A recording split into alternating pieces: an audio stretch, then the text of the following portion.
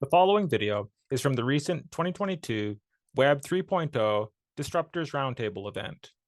It has been edited to focus on Brian Jin's comments about MetaFi and the infrastructure needed for the metaverse. Today, we are going to look at MetaFi, the financial infrastructure in the metaverse. Like it or not, metaverse is already here for us to explore and create. The new business models that have come into being have brought a lot of excitement to startups. So what infrastructure is needed for all of those to operate? And what interesting financial products and services will we see? I know that Brian has participated in the previous panel and he has already introduced himself and his business, but can I just ask you to introduce yourself again, please? Yeah, thank you. So glad to be here. And let me introduce you in different ways. I'm Brian, the founder of Uptick Network. So I call myself an internet veteran. Have been through the Web 1, Web 2, now in Web 3 in the past 25 years. So currently our vision is to really build a infrastructure, business-grade NFT-based infrastructure for the Metaverse, Web 3.0. Because right now we feel a lot of innovation ideas are pretty exciting, but we need to have a solid ground to support it. The infrastructure is really important, especially with financial-based DeFi or financial-based infrastructure to support digital assets.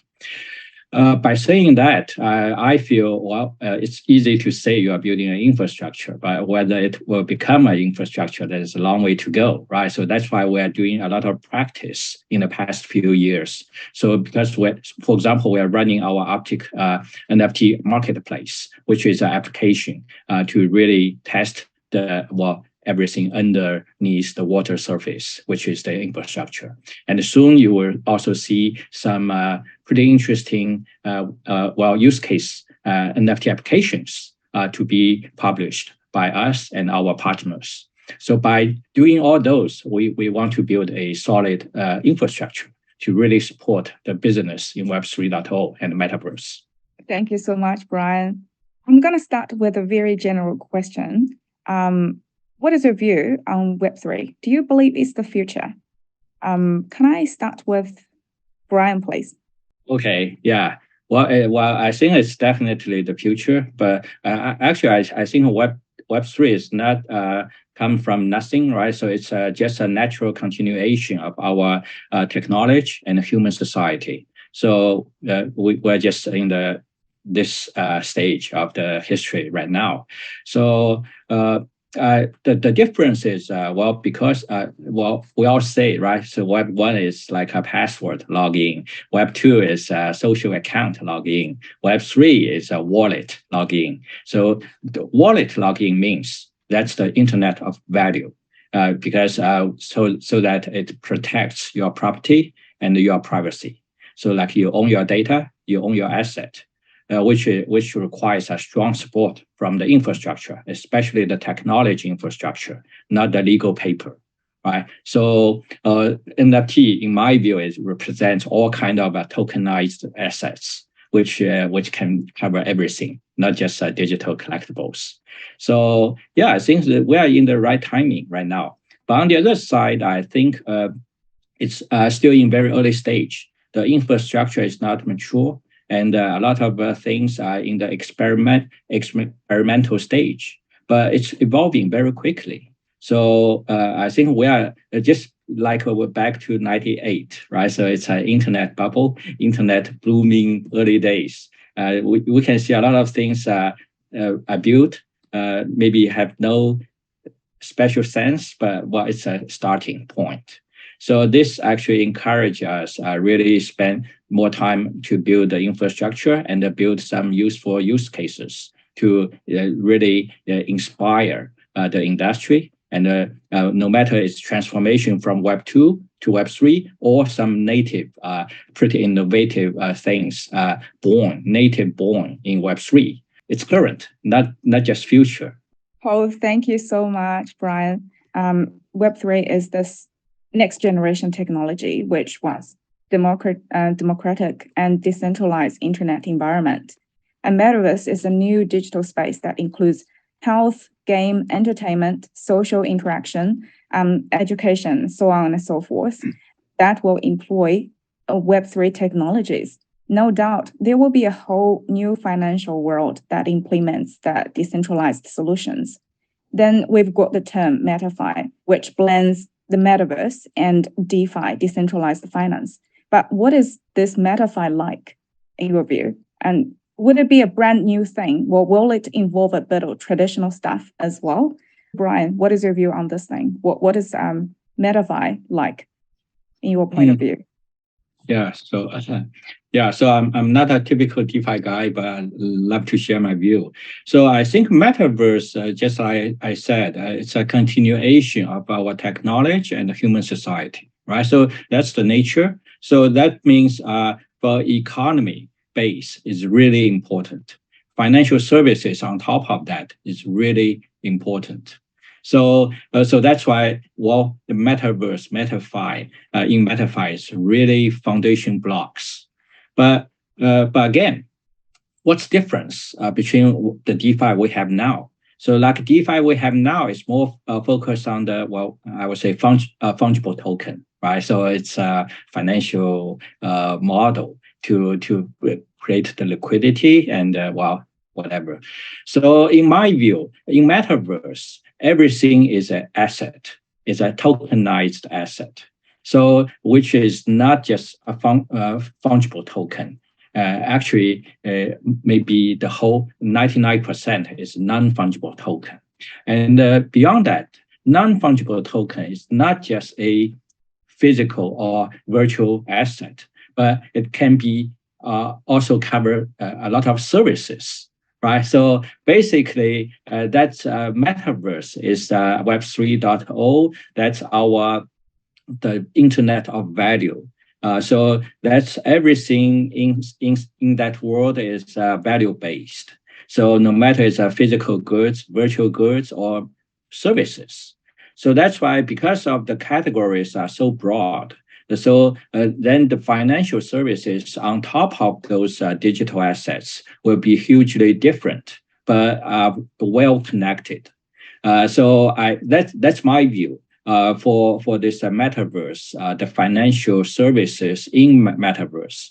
That's why, in my view, the digital asset layer is really important. Then the financial protocols on top of that is really important. And we currently maybe just explored 5% or even 1% of the financial services on top of all kind of digital assets. Yeah, that's why I'm pretty optimistic to that. So it's difficult to define clearly right now. It's many things are so dynamic, but I think we are heading to the right direction. Yeah, back to you. That is the good thing. As long as we are heading to the right direction, no matter it's 1% or 5%, there's so much more to explore and to find out. And that is the excitement all about as well. I just have this one last question. What kind of infrastructure is needed to guarantee the functionality of Metaverse? Ryan, what's your view? Well, let me just talk about from my angle. So because I'm focused on blockchain and NFT. So basically, I think, well, everything in Metaverse is a digital asset. So it's not coming from for free, right? So either you buy it or you make some efforts to earn it. So that's some financial model we need to build into this framework. At the same time, the NFT asset is so diversified. It's not just a collectible. There's a huge scope for the functional or utility type. That's why, we in such financial infrastructure, so we should not just guarantee the asset trading value, but also support a lot of like a utility or functional value of the digital asset. For example, if you buy a piece of music, it's not just hold it and listen to that, right? So you need to make profit from different ways, from a rental market or whatever ways. So So that's why we need to make sure so it's very diversified financial tokenomics model to support all kind of related digital assets. So it's more complicated, but it's very interesting. At the same time, in order to make sure a digital asset become a good digital asset, so in such infrastructure, we also need to do a lot of basic stuff. For example, the asset, it should be self-contained, in my words, self-contained or interoperable with on-chain and off-chain data. Without that, nobody wants to buy a half digital asset, right? At the same time, it should be interoperable across different blockchain economies. Nobody wants to buy something in a separate island. So with those, and also no matter it's on-chain and off-chain data should be permanent, right? So that's we need to connect to some decentralized good data service. Plus, in order to really make a very good blooming business on top of those assets and financial model, we need to provide decentralized data service, which is totally different from Web 2.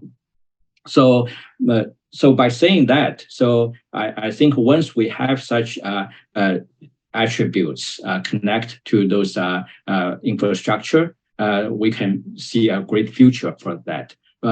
Just one more example. For example, because I think, for example, a creative community, they love to create such digital assets in the metaverse. But key requirements for them to collect loyalty and collect license fee, right? So in order to make it happen and everlasting, we need to make sure we have a good metadata standard, and we need to have a good infrastructure to support the interoperability. Without that, nobody wants to create some dumb music or artworks. I think I hear you were saying that we need to create more use cases and also interoperability between different services and also this data service. Very, very good points. Thank you so much. Well, I know that we have a lot more to talk about, but we're running out of time. Thanks very much again, Brian, for joining us today. I really admire how passionate and innovative and determined you guys are in terms of finding solutions to build a more ideal digital life for us all, and all the best for your future endeavors as well.